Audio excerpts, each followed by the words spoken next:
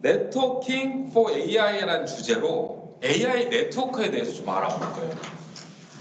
이 부분이 저희가 리딩하는 범위가 아닙니다. 그래가지고 N사가 다 리딩을 하고 있어요. 시스코, 아리스타를 리딩하는 범위는 아니에요. 기술이 다 거기서 나오고 있어요. 그래서 우리는 그 기술을 알아야 돼요.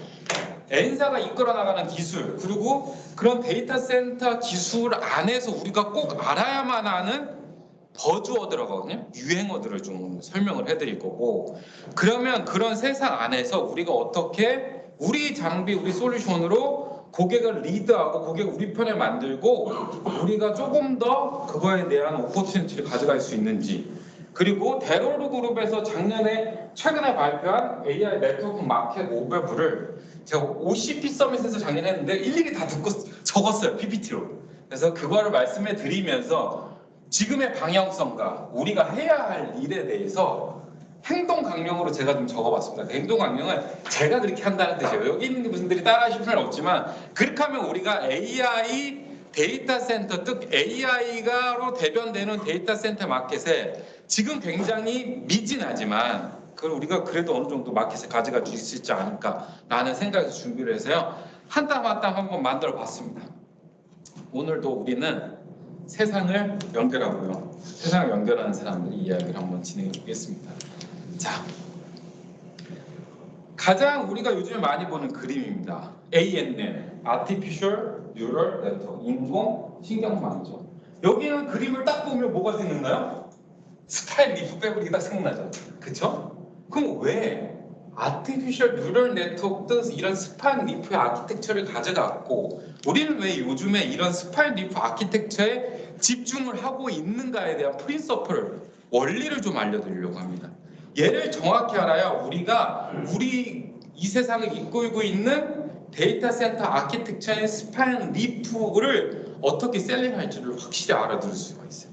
이런 스파인 리프 통신력 이런 걸 네트워크 패브릭이라고 해요. 단 스파인이랑 백본이 있고요. 어렵게 생각하시면 안 돼요. 리프라는 가지가 있어요. 이런 가지들은 모두 다 스파인을 통해서만 연결이 되는 겁니다. 이게 어떤 구조랑 똑같아요? 샤시형 스위치 라우터랑 똑같아요. 1번 포트가 1번 슬롯에 1번 포트가 10번 슬롯에 10번보다 통신을 하면 스위칭 패브릭을 거치죠. 그래서 이 아키텍처를 뭐라고 하냐면 요즘에요, 디스트리뷰트 디스어그리게이터 아키텍처라고 해요. 하나의 샤시용으로 되어 있던 시스템들을 다 빼낸 거예요. 디스어그리게이션 한 거예요. 그래서 스파인이라는 게 스위칭 패브릭이 되는 거고요. 리프라는 게 다 포트 또는 라인 카드가 되는 겁니다. 이런 걸 우리는 여러 네트워크 하나로 조합했다 해서 네트워크 패브릭이라고 해요. 그럼 이런 게 세상에 왜 나온 줄 알아야죠? 기존에는 다 저런 구조였어요.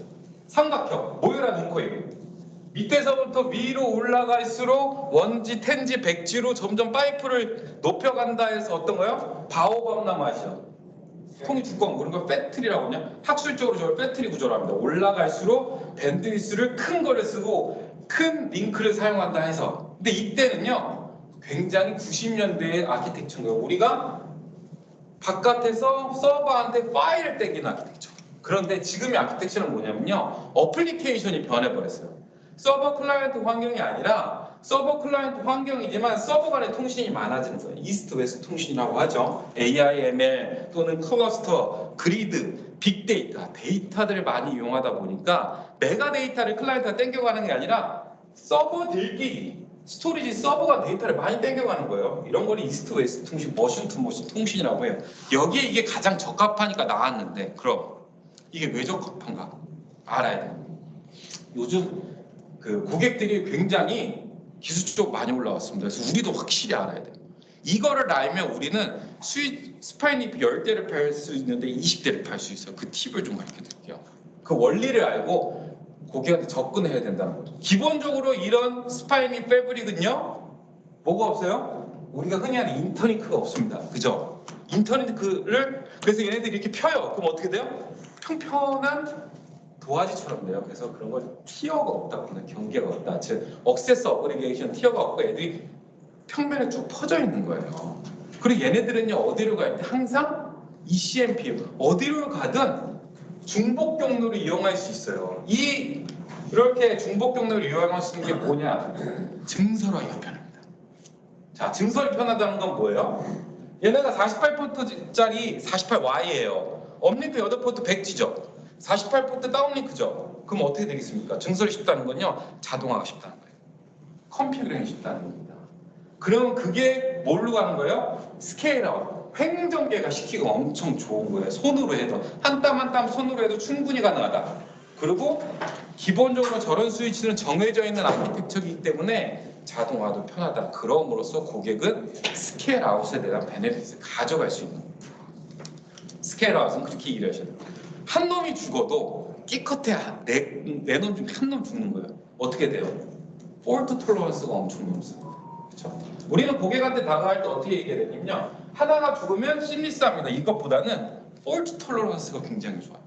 그리고 여러 대의 스위치 있으니까 뭐가 좋아요? 하이 어벨러비티가 높다는 거예요. 가용성. 그리고 어떤 서비스도 실을 수 있으니까 그런 걸 뭐라고요? 레실리언스가 되게 좋다고 하는 겁니다. 네. 이런 스파인 리베 아키텍처를 그리고 이 안에 들어가 있는 프로토콜 자체가 국제 표준이에요. 그렇죠? 누구나 다 그 안에서 호환해서 쓸 수 있어요. 그리고 얘네의 서비스는요. 베스트 애프터 얘가 굉장히 중요합니다. 뭔지 아세요? 무조건 횡전계에서 많이 쓰라. 스파인 리프의 목적성은 뭐냐면 첫 번째 이거예요. 최대한 리던던시를 많이 둡니다. 그 말은 뭐예요? 넉넉하게 설계를 하고요. 무조건 그냥 붙여. 서버 붙이니까 붙여. 아 스토리 붙여. 우리는 증가시켜줄게. 그러니까 뭐가 좋아집니까? 하나가 죽으면 죽어도 폭격 반경, 장애 반경이 굉장히 작아요. 그럼 블라스트 레디우스가 작다고 합니다. 이런 스파인 리베 아키텍처 첫 번째 프린서플은 뭐냐? 리던던시를 많이 둬라. 그거로 인해서 발생되는 가장 좋은 방향이 뭐냐? 폭격 반경이 작다. 그리고 폭격 장단은 뭐다? 한 놈이 죽어도 크게 영향을 주지 않는다. 위에가 스파인이 8대고 리프가 100대 있다고 한번 생각을 해볼게요. 스파인 하나 죽는다고 운영자가 겁낼 것 같아요? 아니 그냥 뭐 하나 죽었는데 교체하지 뭐 왜? 자동화도 잘 되니까. 2대 죽어도 걱정 안 해요. 한 4대면 죽어요. 걱정해요. 근데 8대 중에 4대가 죽는 게 좋겠어요? 아니면 샤시형 스위치에서 샤시형 스위치 2대에서 하나가 죽는 게 쉽겠어요? 8대 4가 훨씬 더 어려워요. 그쵸? 네. 샤시형은요 전원 나가면 하나 죽는 거예요. 그런 엑스트라 리던던시가 얘의 완성인 거예요. 그래서 우리는 고객을 만나서 스파인 리프를 설계할 때 항상 무조건 리던던시를 많이 두라고 설득을 해야 돼요. 그래야 우리 장비가 더 들어가는 거고 그게 첫 번째 프린서플입니다. 네트워크 패브릭 스파인 리프라고 하는. 그리고 두 번째 프린서플은 뭐냐면 원칩으로 만들어진 싱글 칩셋 스위치라고 해요. 이걸로 최대한 설계를 하게 하자. 왜? 고객들이 가장 두려워하는 건 뭐냐면 그레이어 페일러입니다. 이게 뭐냐면 샤시형이 있죠. 그 안에 있는 칩들이 많아요. 칩이 하나 죽는 경우 많죠. 그래서 뭐 블랙홀에 걸렸네, 뭐 행업이 걸렸네. 엄청 찾기도 힘들고 우리가 굉장히 힘들어하는 장애예요. 그런 장애가 뭐냐면 네트워크는 그레이하게 LED가 들어있는데 죽어있는 거예요. 그게 그레이어 페일러라고 합니다. 그래서 근데 원유 스위치로 설계를 했어요. 걔는 죽으면 그냥 죽어요. 행 이런 게 거의 안 걸린다는 거죠. 내부 스위칭 패브릭이 없잖아요. 그냥 파워 떨어지면 죽는 거야. 너무 장애 처리가 편하다는 거예요. 굉장히 높은 엑스트라 리던던시를 최대한 가져가서 설계를 하고 그거에 따라 우리는 장애 반경이 적어지고 또 하나 뭐가 적어져요? 스위치를 원유 스위치 같이 픽스드 형식으로 만들었을 때 또는 피자 박스라고 하죠. 피자 박스만 해서 피자 박스라고요. 그걸로 만들면 어떻게 된다? 그래요 페일리어 주니까 고객의 고통을 줄일 수 있다. 이게 우리가 요즘 가장 많이 받는 스파인 리프 아키텍처의 프린서플입니다. 이거를 꼭 한번 말씀드리고 싶었어요. 제가 클라우드 사업자나 OTT 사업자를 만날 때 항상 이 그림을 가지고 설명을 하기 시작을 해요. 설계를 할 때 어차피 저 비싸지 않다. 이거 한 대. 그러면 스파인 하나 더 두시고 리프 2개 더 두시기 뭔가 큰 차이냐. 샤시형하고 두는 거하고 원유 박스 두는 거하고는 고객이 받아들이는 금액이 완전히 다르거든요. 최대한 우리는 널널하게 설계를 할 수 있게끔 고객을 설득을 해야 되는 우리는 포인트 있다. 자, 그리고 고객들을 만날 때 항상 이 세 가지를 강조해야 된다. 하이 어벨러빌리티와 폴트 톨러런스, 레실리언스. 이 세 가지 단어를 고객한테 주입시켜 줄 필요가 있어요. 왜냐하면 그 고객도 윗사람에게 보고를 해야 돼요. 보고를 할 때 심리싸움이다. 이것보다는 가용성이 높고요. 장애 저항성이 굉장히 좋습니다. 그러려면 저 세 개의 IT 3대 용어죠. 저걸 꼭 쓸 줄 알면 우리는 고객한테 설득하는 게 좀 더 좋지 않을까라고 하고요. 그러면 이런 네트워크를 가장 많이 쓰는 데가 데이터 센터고 지금 데이터 센터의 버즈워드는 유행은 AI 데이터 센터입니다.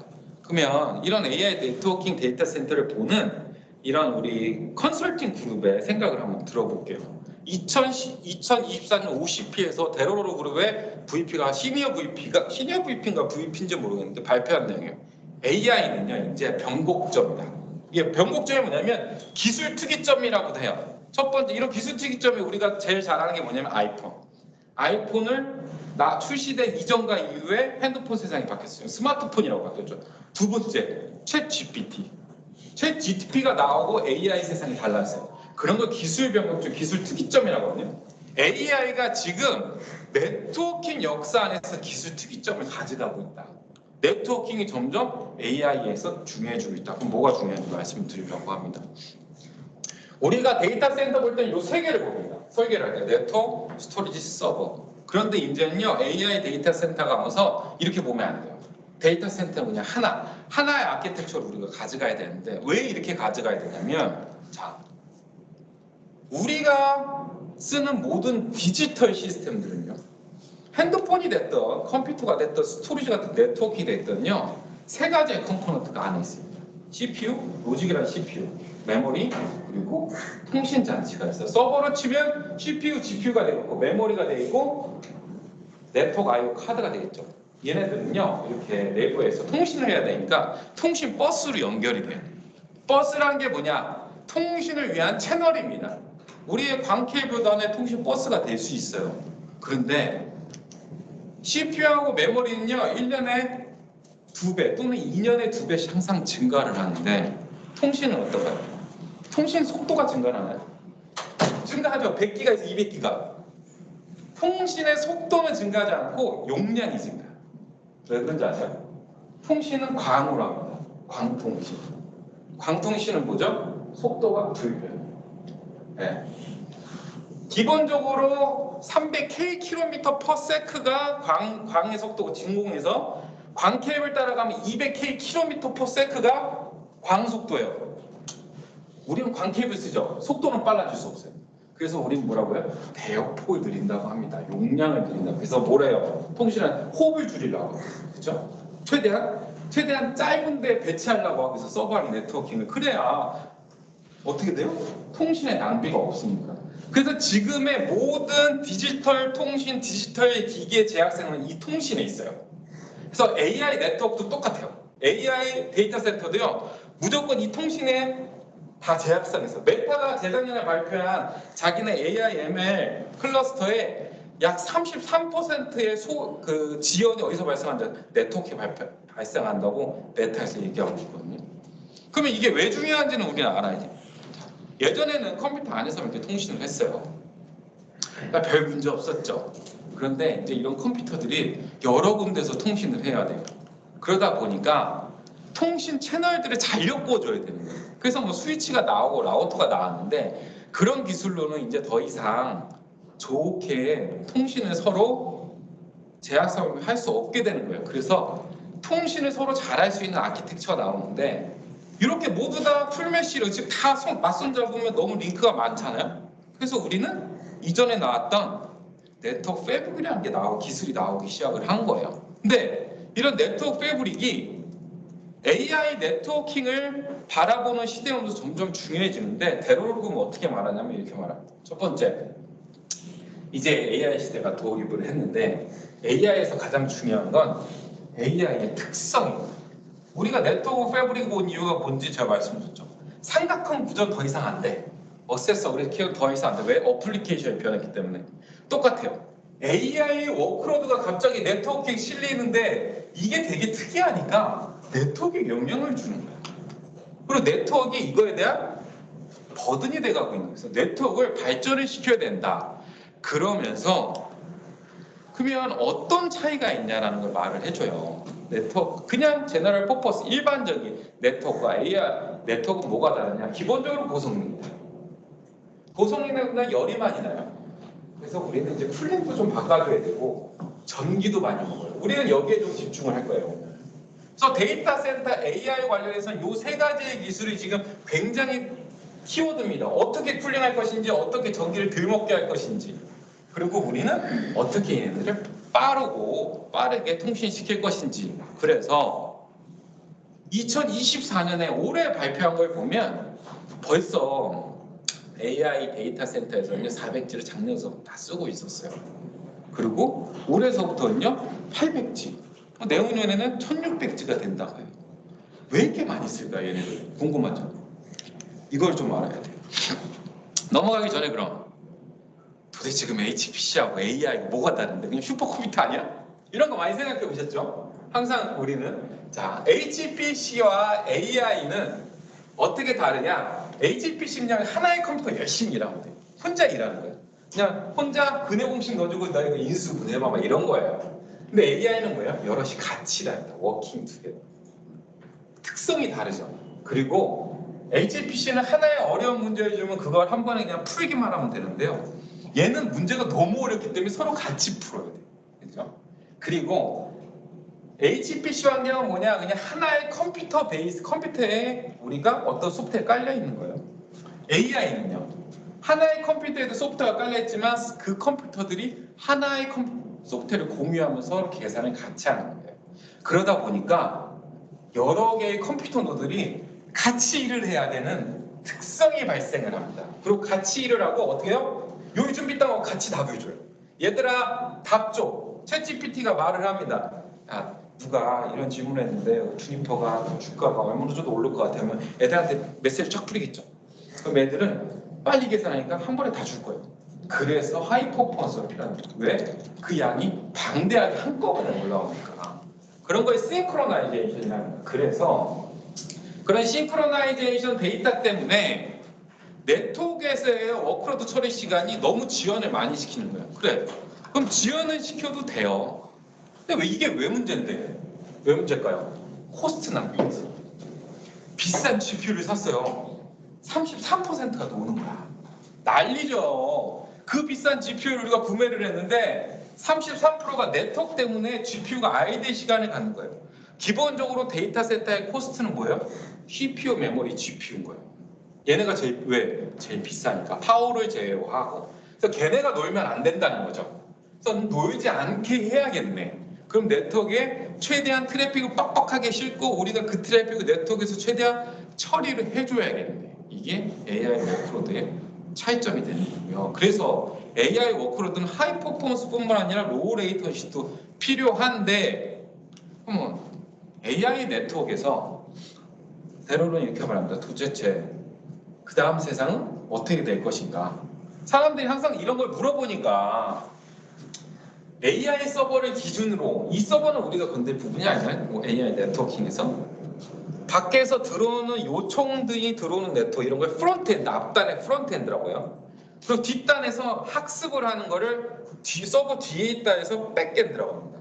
이 백엔드 네트워크가 이 프론트엔드 네트워크에 이제 변화가 올 건데, 기본적으로 프론트엔드는 다 이더넷으로 갈 거야. 그렇지만 많이 들어보셨던 백엔드는 아마 기존의 엔비디아가 인수한 멜라노스의 인피니밴드하고 이더넷이 호환되지 않을까라는 움직임이 2년 후부터 올 거야. 그러니까 2025년입니다. 내년부터 올 거라고 데러로 그룹은 말을 하고 있고요. 이미 이것 때문에 이더넷 세상에서는 어떤 일이 벌어졌냐면 울트라 이더넷 컨소시엄이 만들어졌습니다. 뭘 먹으려고요? 얘네들을 다 이더넷으로 먹어요. 그렇죠? 우리 회사도 들어가 있어요. 우리 고객인 삼성 SDS도 들어가 있어요. 엔비디아 빼고는 다 들어가 있어요. 왜요? 엔비디아가 지금 가장 수적이니까.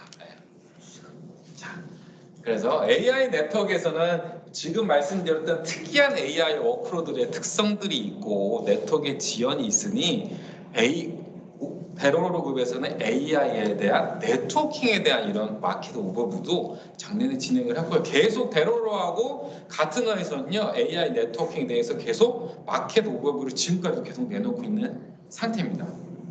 자, 그러면 이제 좀 재밌는 세상이 좀 들어갈 거예요. 기존에 우리가 몰랐던 세상일 수도 있고 우리가 전문적이지 않은 세상이죠. 자, 그럼 우리가 봐야 할 부분입니다. 네트워킹을 보는 방식이 우리는 이제 바뀌어야 돼요. 이제 컴퓨팅이란요 하나의 서버가 아니에요. 하나의 DC로 봐야 돼요. 어디에서? AI 분야에서.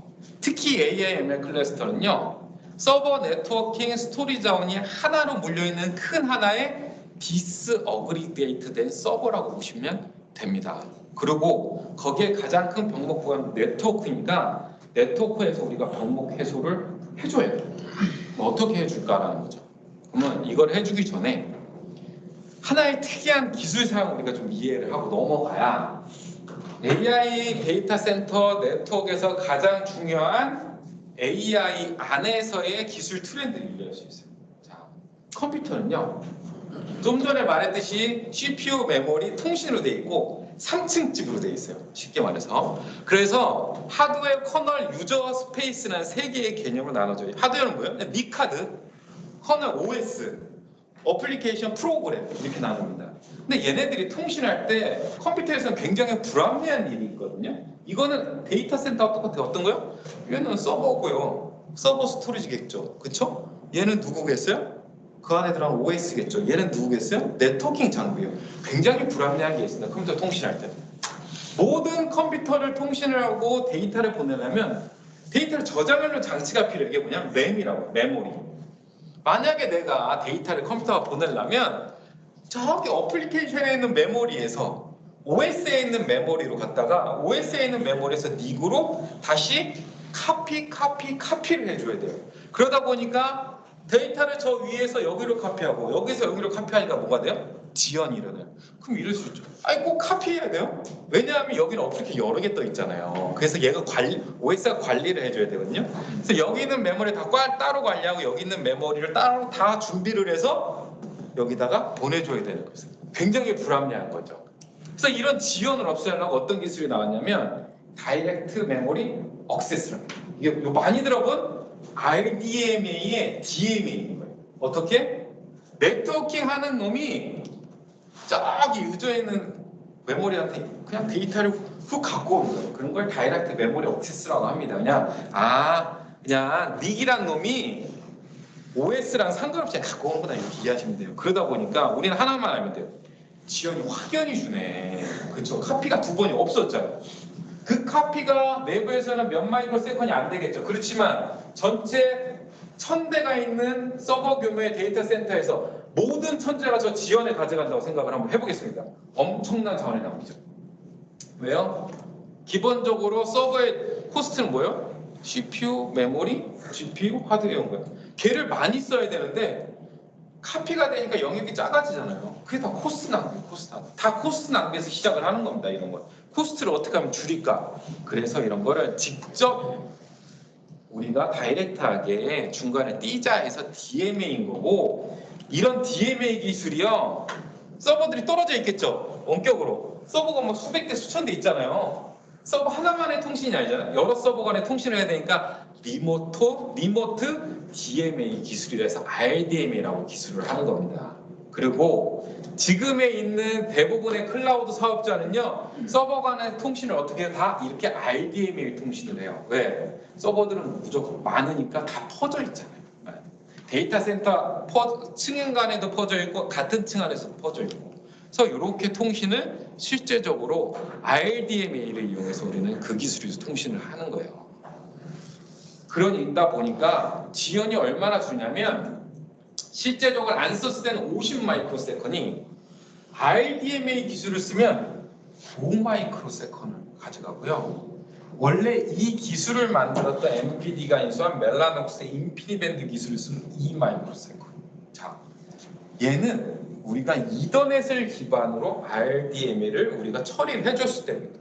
그래서 지금 이더넷 세상의 가장 키워드는 어떻게 하면 이 RDMA로 생성된 패킷을 이더넷으로 처리해 줄까라는 것이고 그런 기술을 뭐라고 한다? RDMA 오버 컨버지드 이더넷이라고 해서 락키라고 하는 거예요. 그랬더니 레이턴시가 쌓아볼 만하진 거예요. 기존에는 못 써왔어요. 이거는 어떻게 써? 고객이 딱 봐도 얘는 아니지. 그죠? 1000대 서버가 50 마이크로세컨을 다 먹어요. 이건 아닌 거야. 코스트 입장에서. 근데 괜찮네. 그쵸? 5ms, 50ms 완전 차이가 작습니다. 그래서 지금 세상에서 AI 데이터 센터에서는 이렇게 자원 낭비를 최대한 줄이고 최대한 빨리 통신할 거 왜? 답을 빨리 줘야 되잖아요. 그래서 ROC가 지금 고객들이 문의를 하는 겁니다. 우리한테 고객들이 더 잘 알아요. 우리가 이런 기술들을. 근데 우리는 왜 그 기술이 고객이 물어보는지 알아야 되니까 컴퓨터 구조가 3층집인 걸 알아야 되고 그 안에서 메모리 카피가 일어나는데 그걸 방지하기 위해서 다이렉트 메모리 액세스라는 기술을 사용하고 그런 기술이 여러 서버 간에 원격으로 일어나야 되니까 리모트 다이렉트 메모리 액세스 기술을 기존에 멜라녹스라는 회사가 인피니밴드로 지원을 했는데 이제 이더넷이 지원해요. 그러면 뭐예요? 멜라녹스가 인피니밴드의 원천 기술을 갖고 있죠. 그래서 아직은 이더넷이 뒤쳐져 있어요. 지금도 RDMA를 실어 나르는 이런 통신 기술, 우리는 통신 이더넷만 하잖아요. 저 세상에서는 다 인피니밴드 기술이었던 거죠. 그래서 그 기술을 아직까지도 계속 이어가고 있는 겁니다. 엔비디아가 굉장히 똘똘한 업체인 거예요. 네. 그래서 세상에서는 어떤 일이 벌어지고 있냐면 첫 번째, 어떻게 하면 CPU하고 메모리의 거리를 좁히고 어떻게 하면 GPU하고 메모리의 용량을 넓히라고 되어 있는데 이게 뭔 의미냐면 자, 이걸 보시면 이제 이해가 됩니다. 이제 우리 회사가 된 휴레패커드의 그림이에요. 컴퓨터 구조 3층집 구조 안에서 모든 데이터는 연산이 이루어지는 것 가까운 데 있어야 지연이 없다고 했죠. 그래야 리소스 낭비가 없는 거예요. CPU하고 D램 간에 약 100발자국이에요. 컴퓨터 하나 안에서. 근데 CPU하고 플래시 안에서는 200K 발자국 차이. 이게 뭐 어떤 차이냐면 라스베가스에서 후법대까지 거리라고 합니다. 예. 그러면 하나의 서버에서는 이런데 두 개의 서버에서는 곱하기 2죠. 데이터 센터가 넘어갔어. 곱하기 10이 되는 거죠. 이 거리를 좁히려고 하는 게 요겁니다. 연산하고자 하는 애한테 최대한 가까이 데이터를 붙여준다. 그래야 지연을 줄일 수 있다. 이거를 컴퓨터 업체들 가장 고민하고 있는 거예요. 이 기술이 뭐예요? DMA. 그리고 GPU 업체는 뭘 고민하는지 아세요? 그러면 이걸 아시는 거예요. GPU와 CPU의 차이. CPU는 뭐랍니까? 미적분을 주면 그거 딱 계산해서 줘요. GPU는 뭐래죠? 이런 개 고양이 사진을 줘요. 그러면 GPU는 그 안에 CPU가 엄청 많아요. 약 8192개가 있어요. 최근 건요. 이 픽셀 하나하나 여기다 대입하는 거예요. 굉장히, 그리고 얘가 검정이 있냐 없냐만 얘는 판단하는 거예요. 0일만 판단을 하는 거죠. 그래서 그 0일을 조합을 해서 개와 고양이인지를 아는 거예요. 즉 얘가 계산하는 거하고 얘가 계산하는 거 완전 천양차죠. 근데 중요점은 뭐예요? 얘는 다량의 데이터를 한 방에 받아야 돼요. 그래야 얘를 한 방에 분석을 할 거 아니에요. 0일만 분석하면 되는데 한꺼번에 들어가요. 이런 거 싱크로나이즈드 통신이라고 하는 거예요. 그래서 HBM이 이걸 하는 겁니다. 왜 HBM을 쓰는지 아셔야 돼요.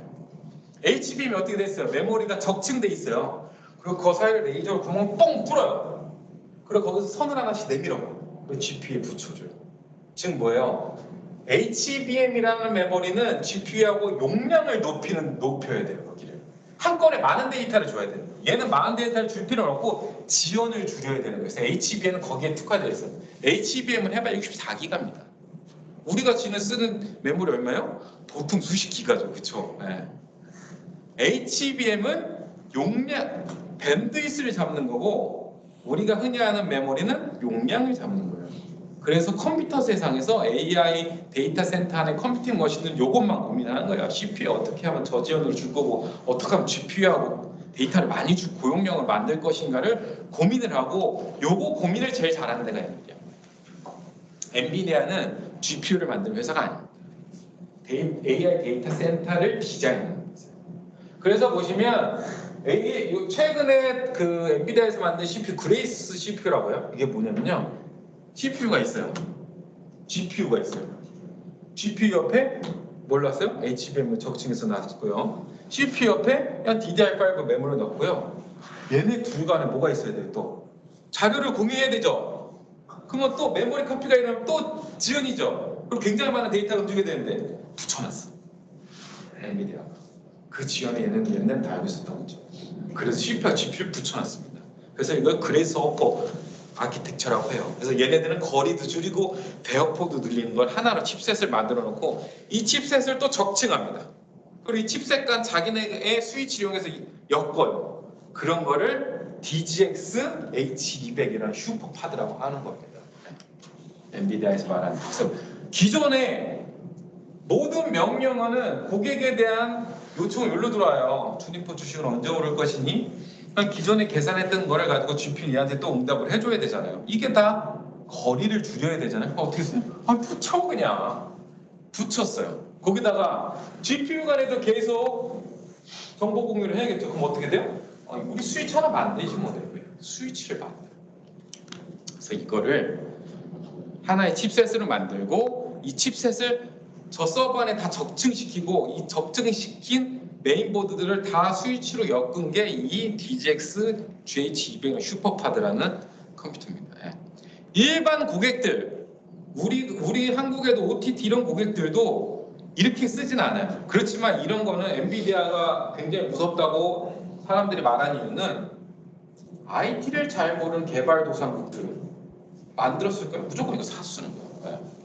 그리고 엔비디아는 자기에 맞게 쿨링도 해야 되고 자기에 맞게 전기도 줘야 되고요. 자기에 맞게 데이터 센터도 진행해야 너네가 AI를 가져갈 수 있다. 즉 신흥국, 발전된 나라 빼고 신흥국들은 모두 다 저걸 할 수밖에 없는 거예요. 엔비디아는 데이터 센터를 만드는 회사입니다. GPU만 만들잖아요. 그래서 우리가 고민할 부분은 이제 여기서부터 나오기 시작을 합니다. 컴퓨터에 이제 GPU라는 게 또 생겼어요. AI 데이터. GPU는 VRAM이라는 메모리를 가져요. CPU는 자기의 메모리를 갖고. 근데 서버 안에서는요, 얘네들을 통신시켜주는 스위치가 있어요. 그런 걸 PCIe 버스, PCI Express라는 버스예요. 근데 얘가 해봐야 64기가. 근데 얘 HBM이 몇 개가 있어요? HBM은요, 용량이 3테라예요. 일반 메모리는 546기가밖에 안 돼요. 그래서 어디서 보틀렉이 나요? 또 AI 연산을 하다 보니까 여기서 보틀렉이 어마어마하게 나는 거예요. 그래서 붙여놨다고 했죠. 이렇게 이런 노력들을 물론 엔비디아만 하는 건 아니죠. 모든 서버들이 해요. 그래서 이렇게 거리를 줄이고 용량을 넓히는 스위치를 하나 만드는데 그게 NVLink-라는 거예요. 얘네가 이런 스위치를 내부에서 만들었어요. 그래서 CPU하고 GPUR 통신을 PCI 버스를 이용하되 GPU 간에는 피지컬하게 링크를 끈 거예요. 근데 거기에 얘네가 어떤 기술을 넣냐? 우리는 잘 아는 펜포라는 기술을 넣어서 속도를 확 증가를 시켰습니다. 그래서 이 NVLink 스위치를 만들었는데 그러면 뭐 GPU 좋은 건 알겠고 우리 무슨 얘기를 하는 건 알겠는데 왜 계속 이 엔비디아 걸 얘기하냐? 힌트를 드리자면 우리가 이걸 가져가야 돼서 그런 거예요. 엔비디아만 쓰면 이거는 엔비디아 걸로 다 도배가 되는 거야. 아까처럼 슈퍼컴퓨터가 일렬로 나선 되죠. 근데 일반 고객도 우리나라 같은 고객들 그걸 사질 않는다고요. 델이나 HP에서 GPU 머신을 사다 쓰는 거예요. 델, HP도 다 GPU를 받아다 그 서버를 파는 거예요. 그럼 그 서버를 엮어주면 가장 병목이 어디예요? 네트워크 33%의 병목은 여기인 거예요. 이거를 우리가 가져가야 돼. 이거를 가져가려면 왜 저걸 우리가 가져가야 되고 어떻게 설계를 이해를 해야 되잖아요. 그래서 여기까지 온 거예요. 엔비디아의 NVLink까지. 이걸 모르면 우리가 AI 워크로드를 모르기 때문에 우리 스위치 제대로 셀링할 수가 없어요. 그리고 고객하고 얘기가 안 돼. 그리고 저거를 설계하는 스테이크홀더는 누군지 아세요? IT 담당자가 아니라 개발자. 아직까지는. AI를 개발하는 랩, AI 개발자들이 저걸 선정을 합니다. 그 사람들이 직접 테스트를 하기 때문에. 그래서 만난 사람도 달라져야 되는 것도 맞아요. 자, 그래서 이 통신에 대한 제약이 아까 내부의 제약은 이렇게 NVLink로 얘네가 엔비디아는 없앴어요. 그럼 외부의 제약도 있을 거 아니에요. 기본적으로 AI 네트워크는요 이렇게 생겼습니다. 우리가 퀘스천을 던지는 쪽 이런 걸 앞단에서 프론트엔드 그리고 뒤에 서버단. 그리고 서버가 서버한테 답을 받을 수 있게 학습을 하는 막 머신러닝 해가지고 애들이 엄청 바쁘게 돌아다니는 GPU 패브릭이 백엔드. 우리는 여기를 보고 특히 여기는 대부분 이더넷으로 돼 있어요. 그렇지만 여긴 우리 세상이 아예 아니야. 아직은 대부분 이걸 쓴다. 이 세상 우리가 가져가야 되는 거예요. 네. 그래서 우리는 백엔드와 프론트엔드를 보고 있고 그 안에서 또 이런 GPU 제조사들은 자기네만의 또 서버 간에 엮는 기술을 이 안에서 사용을 하고 있다. 그런데 그럼 큰 애들은 어떻게 쓰고 있을까라는 거죠. 메타가 작년에 2024년 6,000개의 GPU 파드로 된 슈퍼 리서치 센터를 오픈을 했어요. 그러면서 걔네들이 말을 했어요. 우리는 100% 락키 V2다. 왜? 서버가 원격으로 엄청 떨어져 있다는 거죠. 그리고 락인이 되면 걔네는 더 이상 벗어날 수 없다. 왜? 한 번 사면 수천 대 사는데 돈이 너무 비싸요. 네. 그렇기 때문에 우리는 오픈된 네트워크로 범용된 생태계가 가진 장비로 우리는 설계할 거야. 그래서 저 네트워크를 다 RDMA 오버 컨버지드 이더넷이라고 하는 락키 V2로 우리는 다 설계를 했다고 말해주고 있어요. 그리고 지금 구글은 이미 저걸로 설계를 했고요. MS 애저도 이미 RDMA를 쓰고 있고요. 그래서 지금 큰 하이퍼스케일러들은 다 락키 V2를 쓰고 있다. 그렇지만 아직 우리 고객들은 아닙니다. 우리 고객까지 가지는 않았어요. 메가클라우드는 그러면 이미 인피니밴드 도입 안 한다? 그렇죠. 올 인터넷이다. 그렇습니다. 네. 인피니밴드의 약점이 하나 있죠. 원격이 안 돼요. 네. 얘네는 큰 파드를 이용하고 큰 데이터 센터를 갖고 있어요. 1층과 2층 간에 뭐 그 정도는 없겠죠. 네. 하지만 또 원격까지는 또 안 돼요. 네. 그러니까 그런 약점도 있고 한계가 있어요. 인피니밴드가 가지고 있는 스위치가 엄청 크거든요. 진짜 랭만한데 더 증설의 한계가 있습니다. 그렇지만 그건 다 차지하고 무조건 코스트입니다. 얘네들 너무 많이 사기 때문에. 네. 그래서 얘네는 다 스위치도 만들어 쓰잖아요. 네. 다 코스트예요. 서버도 다 만들었어, 렉도 다 만들어 씁니다. 얘네 기본적으로. 네. 다 코스트가. 그리고 우리나라 고객들도 안다. 인피니밴드 비싸고. 제가 카카오 고객하고 얘기를 해봤는데 우리도 안다. 그렇지만 바쁘다. 시간이 없다. 네이버가 클로버 X인가요? 만든다잖아요. 우리도 빨리 해야 된다. 아직은 시간과의 싸움이기 때문에 거기를 손을 못 대고 있지만 올해서부터는 다르다고. 그래서 카카오 같은 경우는 시스코가 고객들을 데리고 일본에 비즈니스 왔어요.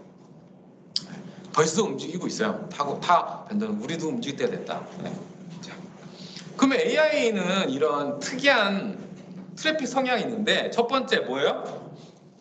모든 애들이 한꺼번에 잡을 씩 던져주니까 잡을 한꺼번에 처리해요. 그런 싱크로나이즈드 현상이라고 해요. 그리고 애들이 계산을 딱 하잖아요. 그럼 한 놈만 타거든요. 콜렉터라고 해요. 콜렉터가 얘들아 이래라.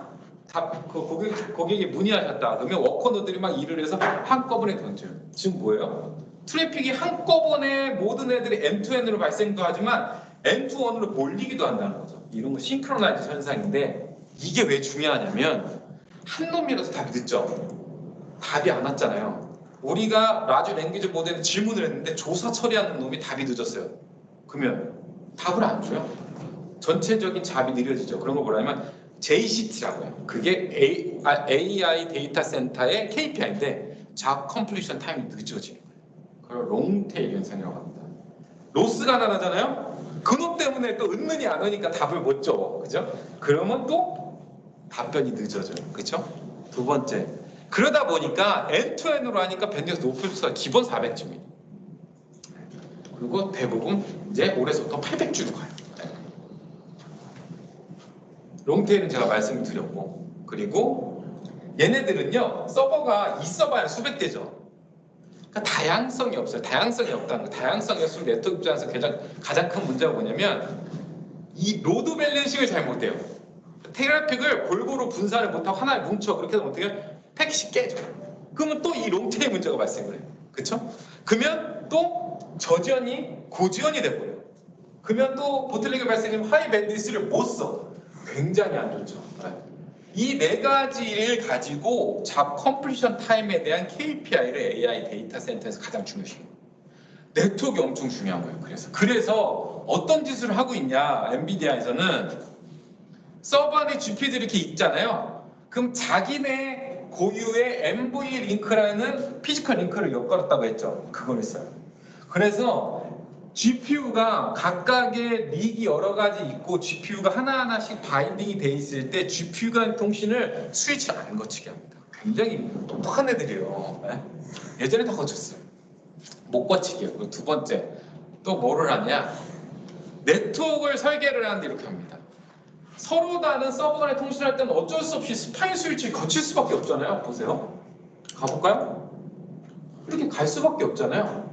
근데 엔비디아가 디자인을 하나 만들어낸다. 레일 옵티마이즈 디자인이라고. 아 이거 불합리한데? 우리 설계를 할 때 이렇게 설계할 거예요. 우리 GPU들은 스파인이 뭐가 필요해? 같은 파드너에 있는 애들은 동일한 닉에 동일한 GPU를 매핑해서 우리 동일하게 통신시키는 거예요. 이런 거를 엔비디아에서 뭐냐면 니클이라는 겁니다. 엔비디아 컬렉티브 커뮤니케이션 라이브러리. 엔비디아가 멜라녹스를 인수하면서 발전시킨 코드인데요. 이걸 주면 개발자들이 그 니클이라는 코드를 여기다 부어놓잖아요. 그럼 얘네들이 토폴로지를 대충 알아가지고 지네들끼리 최대한 요 스파인을 안 쓰게 만들어버려요. 그럼 어떻게 해요? 지연이 적어지잖아요. 지연이 기존의 스파인을 가져가는 것보다 어떻게 줘요? 3분의 1 적어지는 거예요. 그리고 넘어가 있으면 만약에 닉 0번에서 저쪽 7번으로 갈 때는 내부에서 태고 내가 7번으로 보내주면 되겠네요. 굉장히 똑똑하죠? 이게 그래서 엔비디아 무서운 점 또 하나는 뭐냐? 이런 소프트웨어 생태계. 니클이라는 소프트웨어 생태계는 여기 서버 자원들에 대해서 우리 걔네가 그 라이브러리로 코딩을 할 때 이렇게 하게끔 하니까 얘네 자원들의 최대한 저지연 네트워크를 만들고 하이 퍼포먼스 네트워크를 만들어 주는 거예요. 네. 그래서 우리는 여기를 설계할 때 굉장히 단순합니다. 엔비디아가 벌써 내놨어요. 엔비디아가 멜라녹스를 인수한 이유예요. 이런 네트워크를 자기네가 설계하고 네트워크 우리가 가져가면 끝이에요. CPU, GPU 가져가 있죠. 그렇죠? 메모리 HBM, SK 하이닉스하고 같이 설계해서 쓰죠. 그렇죠? 그리고 네트워크 가져가면 데이터 센터는 엔비디아가 설계를 하는 겁니다. 그리고 지금은 모든 벤더가 이걸 따라갑니다. 왜? 니클이라는 그 소프트웨어 생태계 안에서 엔비디아가 그렇게 도니까 그걸 우린 저렇게 설계해주면 그냥 끝입니다.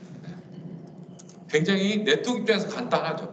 그렇지만 우리도 설계를 생각을 할 건 있어요. 이거는 이 안에 파도, 이쪽 다른 원격으로 컴퓨팅할 때는 당연히 스파인이 있어야겠죠. 예. 그래서 그게 설계에 대한 생각을 좀 해야 되는 거죠. 그러면 어떻게 설계를 해야 되냐면 이렇게 여러 서버, GPU 서버들이 이렇게 뭉쳐 있고 서로 간의 데이터가 이렇게 뭉쳐 있을 때 우리가 고민해야 할 것은 이것입니다. 어떻게 하면 JCT를 줄일 것인가? JCT를 줄이려면 첫 번째 지연이 없어야 되고요. 로스가 없으면 돼요. 그러면 은근히 빠지지 않게 오고 은근히 제 시간에 오게 하면 된다는 거죠. 그래서 최대한 네트워크 입장에서는 어떻게 설계를 해야 되냐? 서버가 여기가 100G다. 그럼 위에도 100G여야 돼요. 우리가 기존에 설계할 때 여기는 뭐 300G면 위에 100G 설계하시면 어느 정도 유순하게 가실 수 있겠습니다. 라는데 그건 안 돼요. 1대1. 왜? 여기 오는 트래픽이 오로지 절로 갈 수 있게끔. 그래서 하이퍼스케일러들 예전에 어떻게 설계를 했는지 아세요?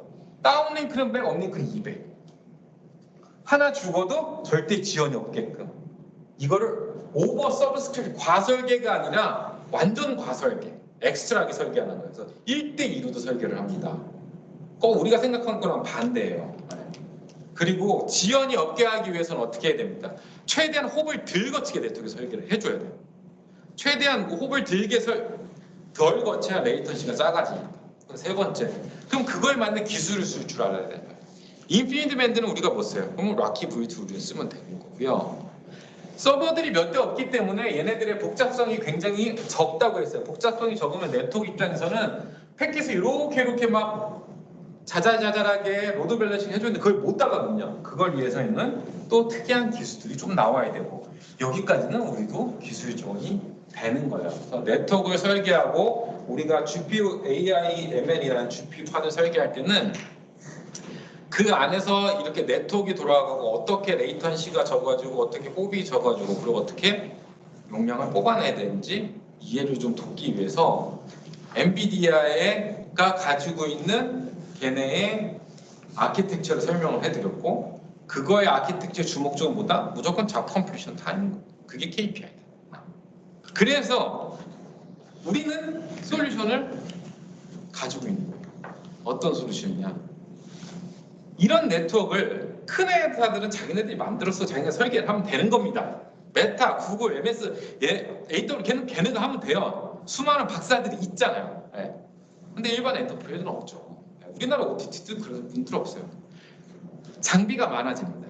장비가 많아지면 가장 큰 문제가 뭔지 아세요? 고객 입장에서는 옵틱이 많아져. 옵틱이 많아지면 문제가 뭐예요? 케이블이 많아져. 관리 포인트가 많아요. 그 언제 다 IP 세팅할 겁니다. 쉽게 말해서 누군가 자동으로 해줘야죠. 근데 만일 이더넷이란 범용적인 장비를 쓰고 그 범용적인 장비를 어차피 주니퍼, 시스코, 아리스타 할 건데 얘네를 한꺼번에 아우러서 관리할 수 있는 사람이 있으면 좋겠다. 우리 이렇게 풀어나가요. 그 복잡성은 우리가 해결을 해주면 돼요. 누가? 앱스트라가 해결을 해주면 돼요. 참 인수 잘했어요. 앱스트라는 제가 봤을 때. 어떤 걸 해결해 줍니까? 앱스트라는 굉장히 고집불통스러운 애예요. 아, 우리는 데이터 센터를 하나의 네트워킹 OS로 관리할 거야. 뭐에 대해서? 스파인 리프라는 데이터 센터 패브릭에 대해서만. 굉장히 고집스러워요. 그런 고집이 굉장히 관리를 잘하게 되는 거예요. 그리고 게다가 우리는 뭘 할 수 있습니까? 벤더를 설정할 수 있어요. 어떻게요? 뭐 시스코, 주니퍼, 아리스타, 소니, 그렇죠? 이거를 우리는 아무거나 선정해서도 아무 이상이 없어요. 엄청 잘 되죠. 네. 제가 직접 고객이랑 POC도 했었죠. 네. 굉장히 큰 무기를 갖고 있다. 그런데 한 가지 생각해 볼 부분이 좀 있어요. 제가 가장 고민했던 부분이기도 한데요. 우리가 멀티벤더를 지원하고 이런 자동화를 잘하는 건 알겠다는 거죠. 그럼 어떻게 우리가 움직여야 될까? 우리 앱스트라랑 또는 우리 앱스트라 QFX를 커플돼서 이거는 제가 움직이려고 하는 방향성이에요. 여기 계신 분들이 그거에 맞으시면 돼요. 첫 번째, 저의 행동 강령이에요. 커스터머 윈이 있어야 된다. 안 그러면 우리 말을 못한다. 시작은 레퍼런스로 하는 거예요. 고객가 항상 그러죠. 레퍼런스 있습니까? 있죠. 저번 주 금요일 날 CID 시콜에서 나왔길래 바로 스크린샷 찍었어요. 네. 자, 오라클 사우디아라비아 AI 어소시에이션인가 그래요. 제네스트림 뭐 그리고 가장 많이 쓰는 게 엑스코. 저기 뭐죠? 트위터, 그죠? 엑스컴퍼니, 엑스. 네. 걔네들이 지금 쓰고 있고 이 중에 유일하게 앱스트라를 쓰는 어카운트가 하나 있어요. 네. 근데 그건 중요치 않다. 우리는 그 AI 네트워킹 시장을 먹으려고 하는 거잖아요. 그렇죠? 앱스트라를 가져가면 좋고 안 가져가도 괜찮아. 우리 스위치한테 먼저 들어가면 되는 거니까요. 그렇죠? 커스텀 위닝이 있다. 네. 근데 굉장히 적습니다. 기본적으로 아리스타 메타하기예요. 들어가는 볼륨이 다릅니다. 그래서 오픈 컴퓨팅 프로젝트나 50B 써니비 같은 걸 보면요. 메타에서 말을 해요. 아리스타를 쓰고 있습니다. 엄청 많이 쓰죠. 네. 아직 우리는 그런 레퍼런스는 없습니다. 네. 그렇지만 없는 것보단 있으면 말을 할 수 있어요. 한국은 근데 제가 봤을 때 한국은 다 똑같습니다. 시스코가 과점하는 거 있다. 아리스타 과점하는 것도 아니에요. 그냥 인피니트 밴드가 갖고 있어요. 그렇죠? 그러니까 우리는 다 동일선상에 있어요 지금. 어차피. 두 번째, 저희 회사의 AI 클러스터 파드가 써니베이에 있습니다. 8대 A100 서버하고 4대 DGX 서버하고 우리 QFX 스위치하고 테라폼 오토메이션 스토리지가 있어요. 저번 달에 제가 일본에서 사이버 에이전트라는 회사가 있거든요. 그런 프로레스 중개하고 뭐 되게 큰 회사더라고요. 거기에서 우리 회사 이 AI 그 클러스터 랩을 리드하고 있는 주최하고 있는 분과 어떻게 연결이 돼서 제가 그 콜을 몰래 옵저버로 들어갔어요. 이미 다른 나라의 어카운트들은 이 랩투어를 계속하고 있어요. 그래서 저도 이걸 계약을 하고 있습니다. 지금 우리 OTT 고객을 통해서. 그리고 해달라면 초창기에 되게 잘해줘요. 발표 막 해주고요. 이제 사이버 에이전트라니까 일본에서는 그 고객을 초빙하고 일본 SE들이 쭉 들어있고 그 통역을 불러가지고요. 일본 SE들 아무 말도 안 하고 다 통역으로만 합니다. 그 고객이 문의하면 우리 저쪽 담당하는 프라파님이 말하고 시연하고 1시간 동안 PT라고 1시간 동안 데모를 합니다. 근데 이게 왜 좋냐? 있다는 존재 자체만으로 좋아요. 고객은 뭔가 현실을 보고 싶어 하거든요.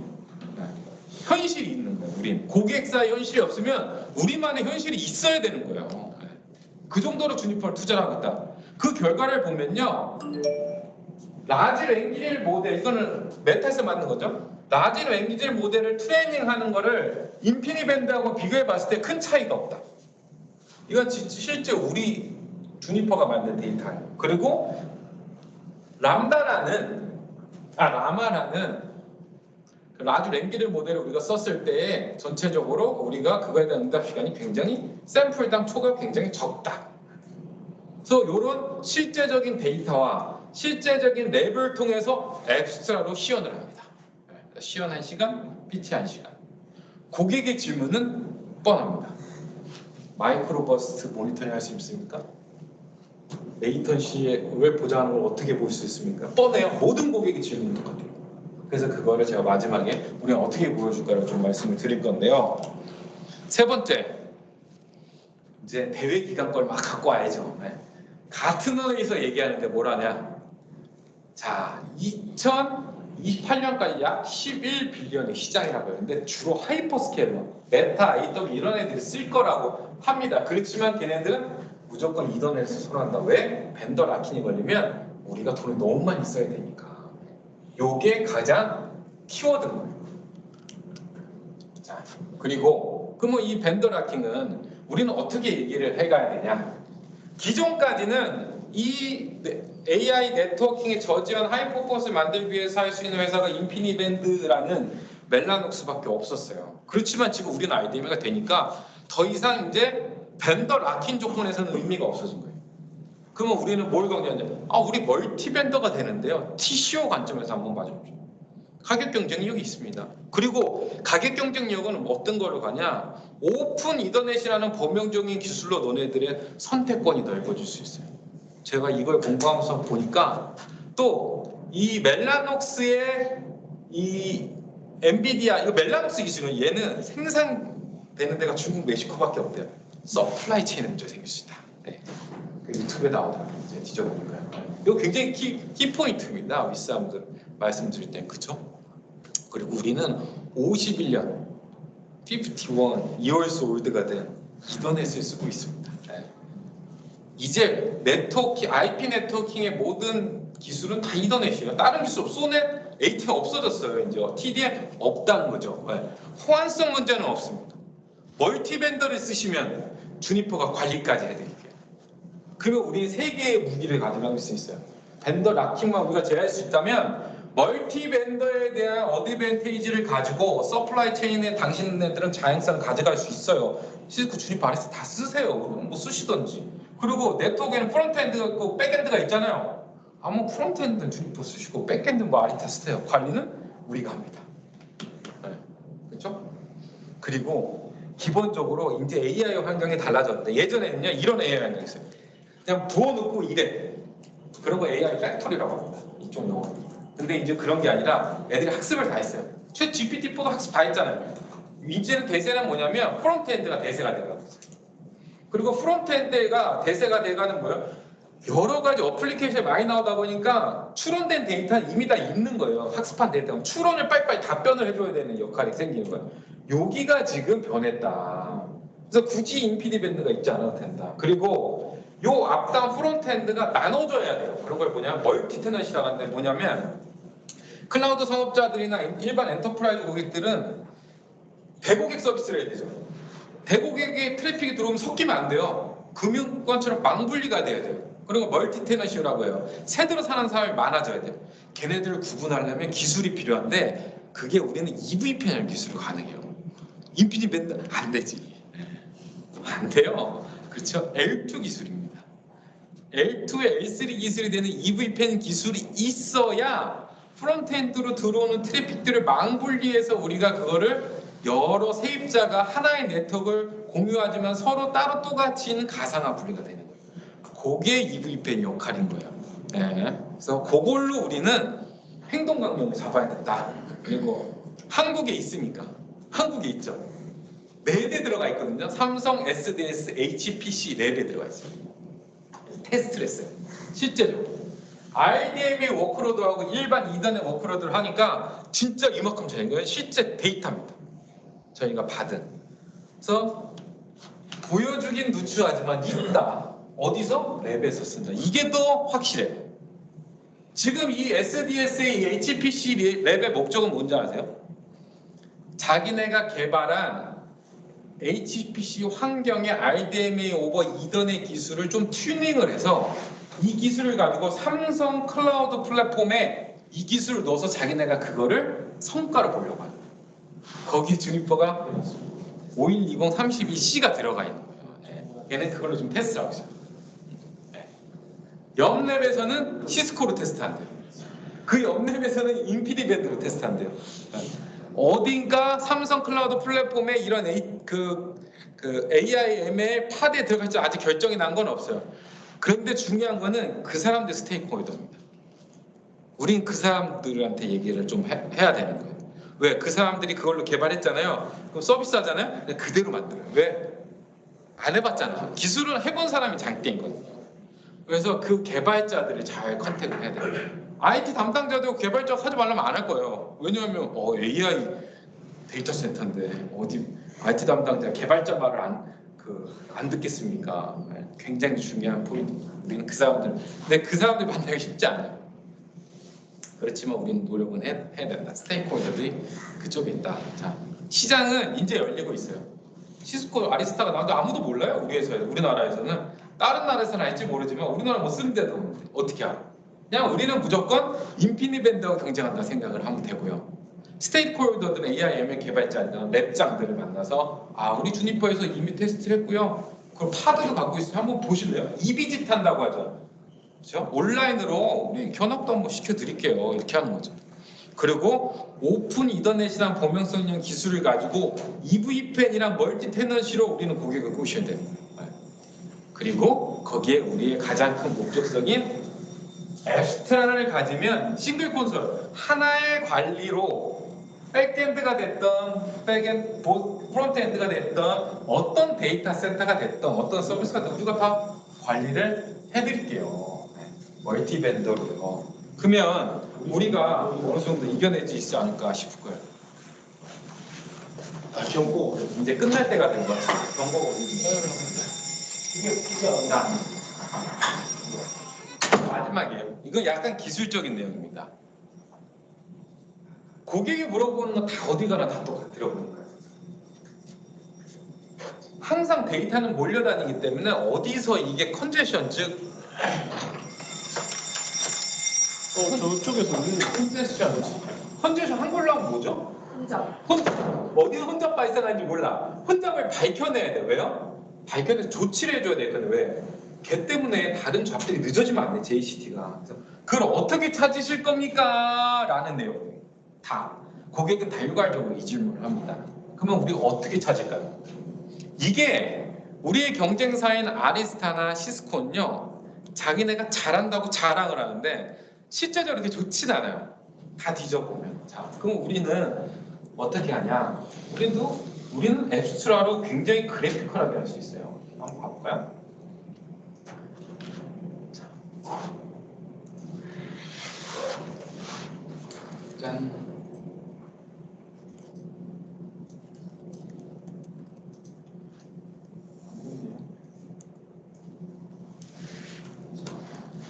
네, 자. 제가 이거를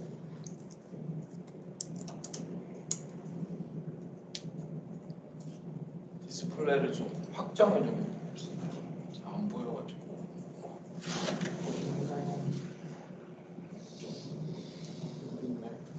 지금 마이크로버스트 레이턴시하고 뭐 로스하고 이런 걸 어떻게 모니터링하는지 보여주려고 하시는 거예요. 그죠? 네. 브라우저를 확대하세요.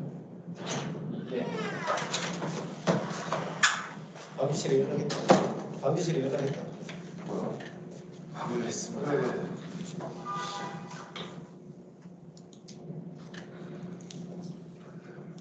제 화면은 네 보이죠? 네.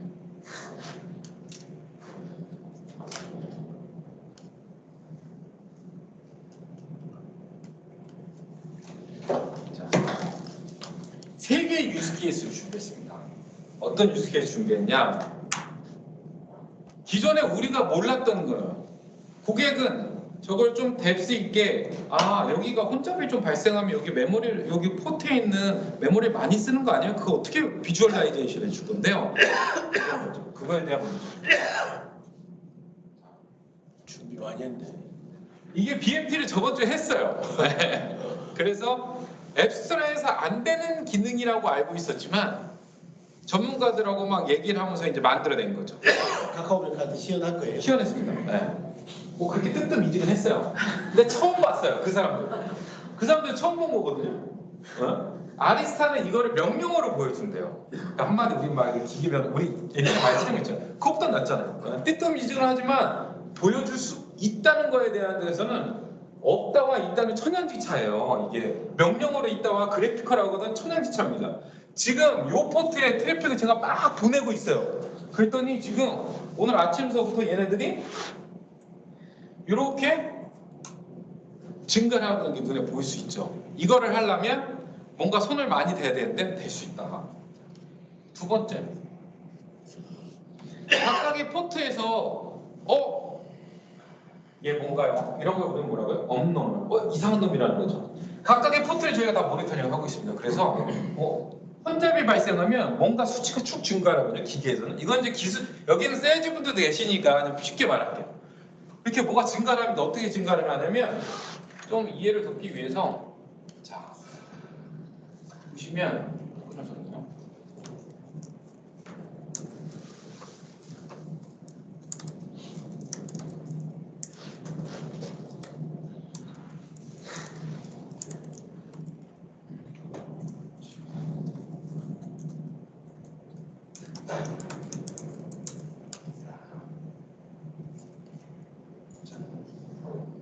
다 끊어졌나요? 유튜브지? 자, 5초만 주시면 한번 붙도록 하겠습니다. 자.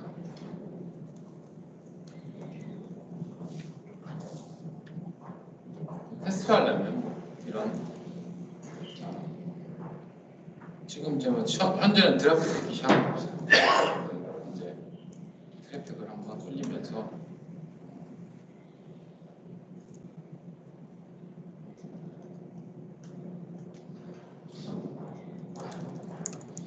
데모는 잘 안 돼요. 저거 안 안 되면 그냥 넘어갈 거예요. 그래프는 있으니까요. 네.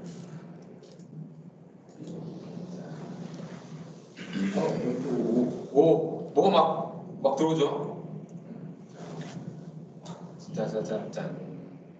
뭔가 드랍 났대요. 고객은 이걸 보고 싶은 거예요. 어디서 드랍 나는지. 근데 이 드랍 나는 걸 고객이 100대의 스위치에 100개의 폴트를 다 찾을 수가 없잖아요. 그럼 이거 누군가는 비주얼라이즈 해줘야 될 거 아니에요.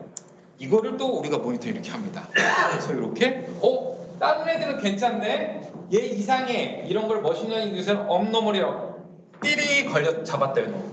이거를 보여주길 원하는 거예요. 그럼 뭘 하면 돼요? 이쪽으로 가는 서비스가 제시되겠구나. 서비스가 이상하겠구나. 그러면 맨날 네트워크에서는 네트워크 사람들이 맨날 시스템 사람들이 맨날 포인팅 하잖아. 다 네 잘못이야. 요거 우리 잘못인지 아닌지 모르겠지만 지금 너네 이거 문제 있을 거예요. 봐봐 여기. 이게 중요한 거예요. AI 워크로드 안에서 우리가 드랍이 나는지 또는 특정 포트에 이렇게 버퍼 사용량이 막 증가를 하고 있는지 줄었다 놨다 이거는 그 포트가 정상적이지 않게 트래픽을 많이 받는다는 뜻이거든요. 그런 걸 뭐라고 해요? 우리가 컨제션이 났다고 하고 그런 컨제션 원인이 마이크로 버스트냐 뭐 엠캐스냐 이런 문제가 있다. 자, 이게 우리 앱스트라가 가능해요. 보기에는 안 좋을 수 있지만 할 수 있는 벤더가 뭐 몇 개 되겠습니까? 명령으로 할 거야. 미안한데 소치는 건 아닌데 네. 클라우드 비전은 안 돼요. 클라우드 비전이요? 네. 매뉴얼을 봤는데 뭐 된다고 하는데 모르겠어요. 잘. 걔네는 스위치에서 돼요. 그래서 스위치에서 스위치에서 됩니다. 딥버퍼 스위치만 돼요. 네. 그리고 두 번째, 항상 네트워크 담당자들이 원하는 게 뭐냐면 네트워크상 애플리케이션이 느리다는데 이거 어떻게 판단합니까? 그래서 고민을 해봤어요. 그러면 각각의 스위치들의 서로 간의 핑을 다 쏘는 거 RPM으로 이제 아실 거예요. 그거를 다 기록해가지고 이 수치를 만약에 어느 정도가 올라가면 이거를 다이나믹하게 러닝을 해서 경고를 이렇게 날려주면 빨간색으로 날려주면 운영자가 그쪽 구간에 지연이 있겠구나라고 알 수 있겠죠. 그래서 요거를 한번 만들어봤어요. 이렇게 만들면 뭐가 좋으냐? 링크 간의 지연을 저걸 다 더해요. 거기까지 만들진 않았어요.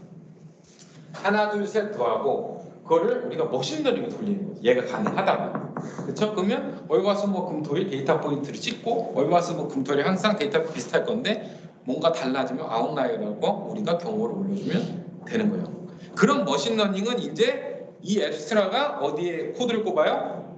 미스트에 코드를 꼽죠. 7월달 나오잖아요. 그게 이제 여기에 그게 들어갈 거예요. 이제 얘가 나을 수는 없으니까 그걸 미스트한테 머신러닝 넘기는 겁니다. 그런 걸 우리는 거기 그 클라우드 파드를 JAI ML 클라우드라고 하거든요. 이제 코드를 앱스트라가 드디어 꼽는 거예요. 미스트는 벌써 꼽혀져 있고, 그렇죠? 그러면 이런 AI 워크로드의 문제 상황을 누군가가 알려주면 되는데 수동이 아닌 자동으로 이렇게 앱스트라가 알려줄 수 있더라. 그리고 고객은 받아. 그리고 우리는 그거에 대해서 해냈다. 그러니까 우리는 충분히 우리가 할 수 있는 제가 생각했던 이 행동 강령에 따라서 하면 충분히 고객을 우리가 다 우리 편으로 만들 수 있지 않을까라고 저는 생각을 합니다. 여기까지가 제가 할 부분이고요. 저희 사내에 이렇게 다른 벤더 AI 네트워킹 벤더의 컴패터티브니스에 대한 자료들이 있습니다. 제가 링크를 해놨으니까요. 시간 되실 때 한번 쭉 읽어보시면 됩니다. 그리고 긴 시간 집중하고 들어주셔서 정말 감사합니다.